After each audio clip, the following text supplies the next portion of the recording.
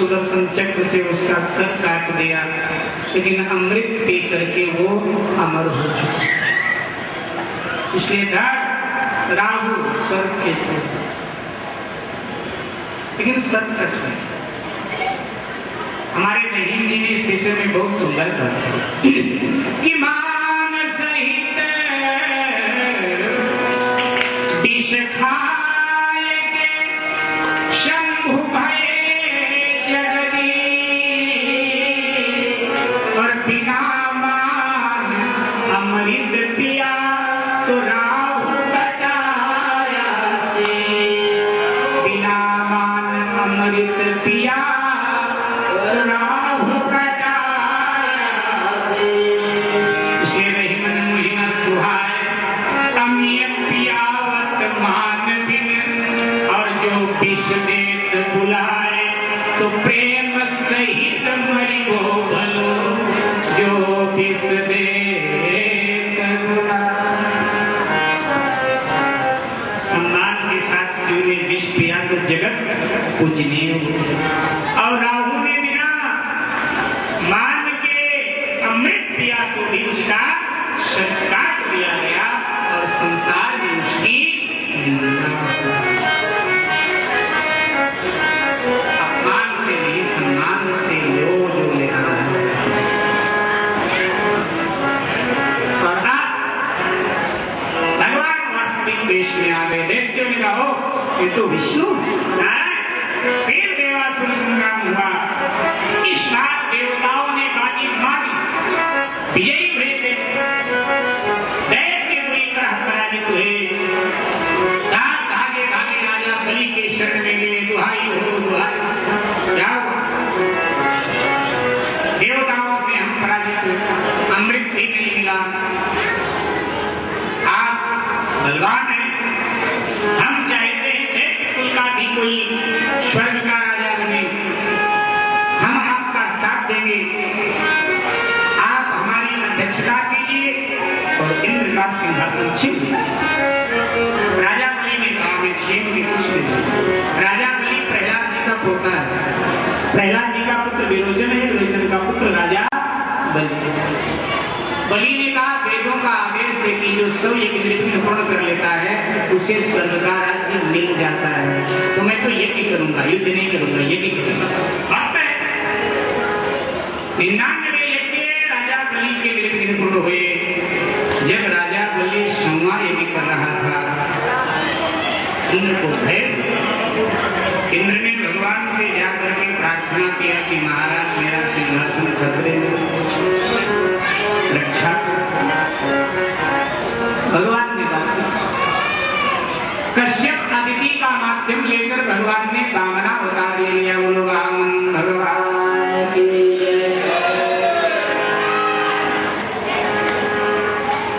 थोड़ा बड़े बड़े भरद्वाज ऋषि ने एक प्रवेश किया और उन्हें आदेश किया भिक्षा लेकर आओ।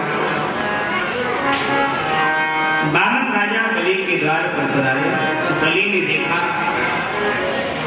छोटे से ब्राह्मण को, प्रणाम किया और पूछा ब्राह्मण देवता किस ऋषि के पुत्र हो? बामन जी ने कहा राजन कश्यप मेरे पिता, अदिति मेरी माता है। मैंने सुना है आपने संकल्प लिया है मेरे द्वार पर आपको ब्राह्मण जो मांगेगा उसे मिलेगा।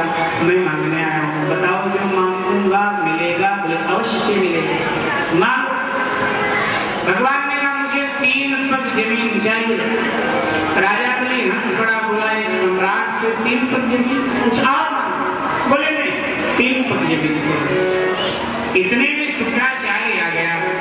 उसने देखा ये कौन सा नाम हो, पहचान लिया, गुरु है ना, गुरु की नजर बड़ी पहली होती है।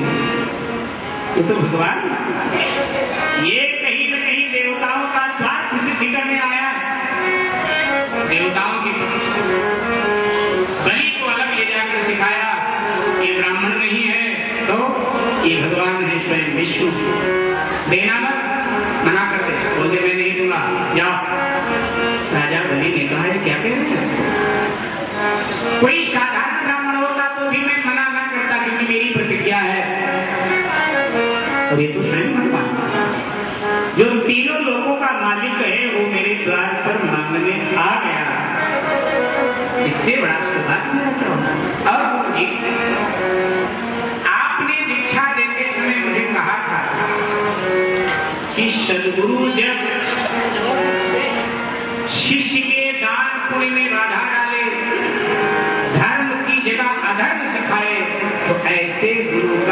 किसी को त्याग कर देना चाहिए। अब तो आपके त्याग का समय आ गया। आप मुझे अधर्म सिखा रहे हो, दान पुण्य से हटा रहे हो। गुरु जी आप संकल्प करा दो और जाओ, आज से मैं आपका शिष्य नहीं और आप मेरे गुरु। शुक्राचार्य क्रोधित हो उठा, उसने कहा मैं कोई संकल्प नहीं कराता, मैं तो जा रहा हूं। बामन ने कहा राजन तुम जल ले आओ, संकल्प अपने आप हम करा लेंगे, क्योंकि हम भी ब्राह्मण के बालक हैं, हमें संकल्प में जल अब जल संकल्प कराया जा रहा, जल गिराया जा रहा, टूटी वाला लोटा था उसने किया, महाराज शुक्राचार्य बैठे बाधा। बलि ने कहा महाराज पानी नहीं आया, भगवान ने पाप तिनका मार कर दिया होगा, और जैसे तिनका मारा शुक्राचार्य महाराज के आंख में लगा, एक आंख शुक्राचार्य महाराज की। शुक्राचार्य महाराज बाहर आए पछताते हुए, देता कोई लेता कोई, मैंने अपनी आंख का कारण कोई, लेने वाला कोई और देने वाला कोई और, मेरे अपनी आंख को खराब करवा चले गए बर्बाद। संकल्प करके 3 पृथ्वी दे दिया। बामन ने कहा नापू, बलि ने कहा मैं नापवा देता, बोले नहीं मैं अपने पांव से नापूंगा। भगवान ने एक पांव के नीचे समस्त पृथ्वी, संपूर्ण पृथ्वी भगवान के एक पांव के नीचे आ गई और अंतरिक्ष दूसरे पांव के नीचे आ गया। और अब कहा कि मैं तीसरा चरण कहाँ रखूं? तूने 3 देने को कहा, लेकिन 2 में तेरा सर्वस्व चला गया, तीसरा कहाँ रखूं? बलि ने कहा महाराज मेरे प्रश्न का उत्तर दे दो, फिर मैं बताता हूँ। क्या धन बड़ा होता है या धनवान? भगवान ने कहा धन से धनवान बड़ा होता है, धनवान ही धन देता है। बलि ने कहा महाराज 2 में हमारा धन आपने लिया है, तीसरा मुझे धनवान के सर पे अपना चरण रखो। जैसे भगवान ने राजा बलि के सर पे अपना पांव रखा, देवता आकाश से पुष्प की वर्षा करने लगे, बड़भागी बलि, बड़भागी बलि, तेरे जैसा कोई भाग्यशाली नहीं है, आज प्रभु का चरण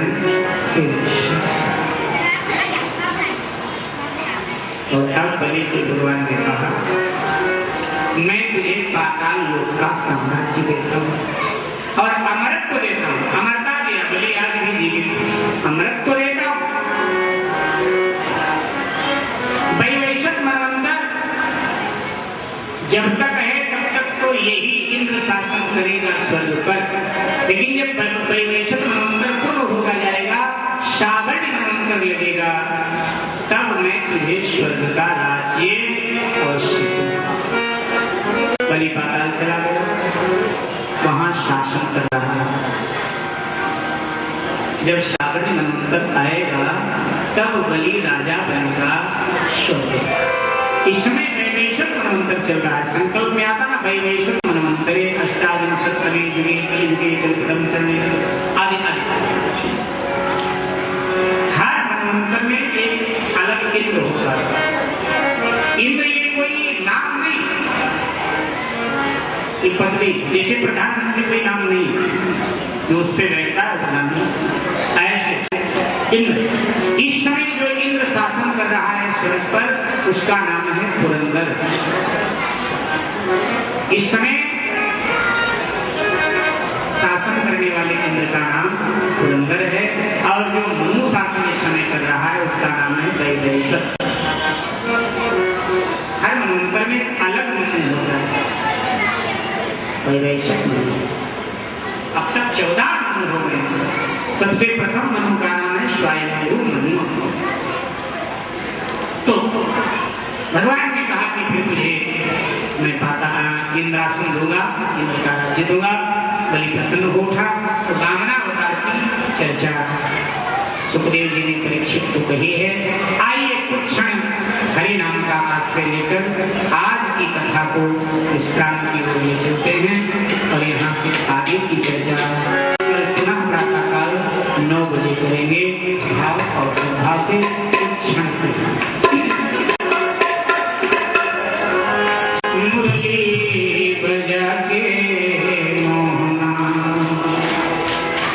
गलिया किनारा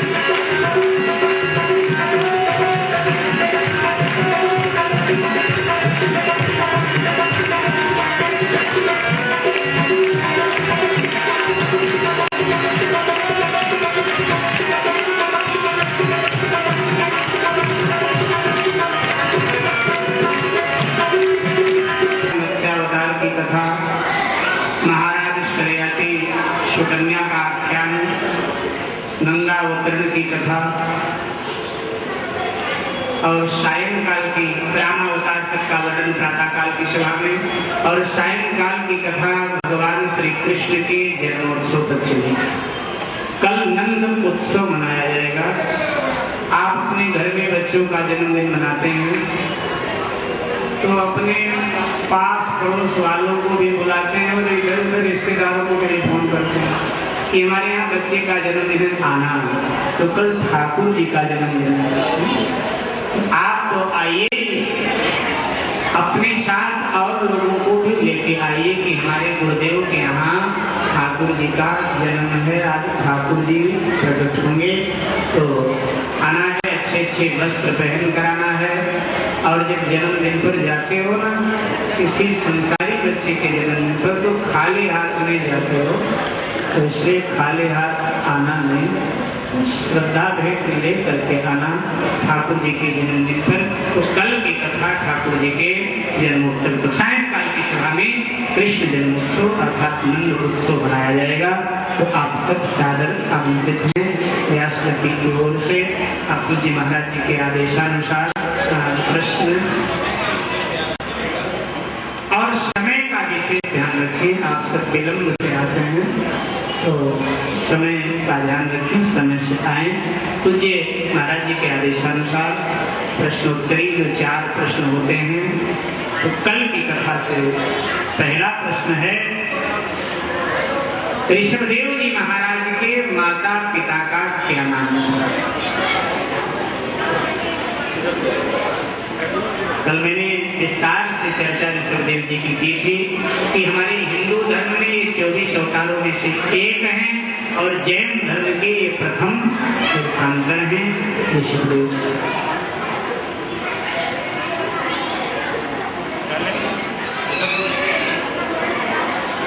इधर से है,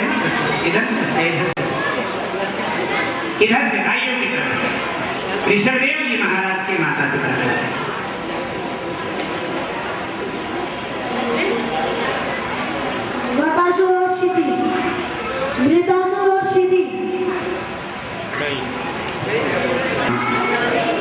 ऋषभदेव जी, ऋषभदेव जी की धर्म पत्नी का क्या नाम है? ठीक है, इंद्र की बेटी जयंती ऋषभदेव जी की पत्नी। इंद्रदेव की बेटी जयंती ऋषभदेव जी की पत्नी।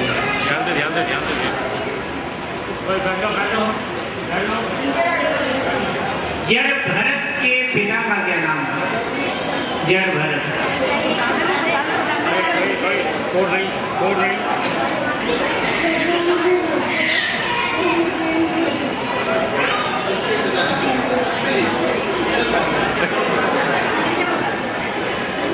जड़ भरत जी के पिता का क्या नाम है?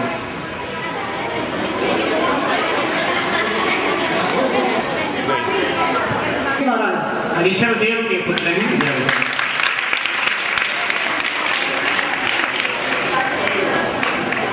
अब बहनों से प्रश्न है,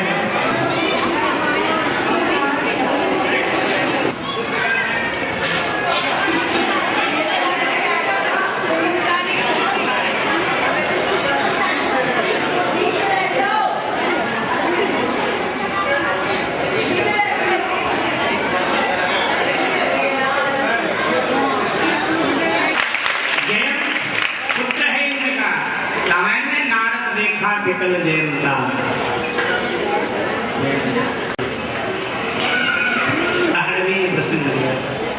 वीर शिवाजी के गुरु का क्या नाम है? वीर शिवाजी के गुरु का क्या नाम है? पुरुष लोग ले जा रहे हैं। समर्थ गुरु रामदास। समर्थ गुरु रामदास।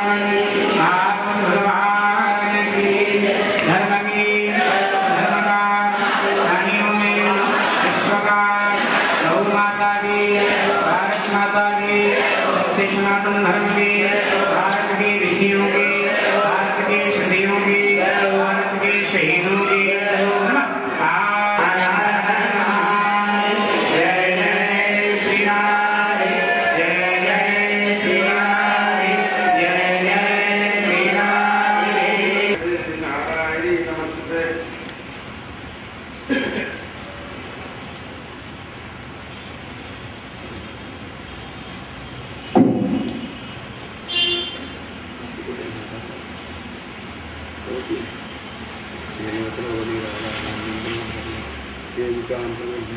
मतलब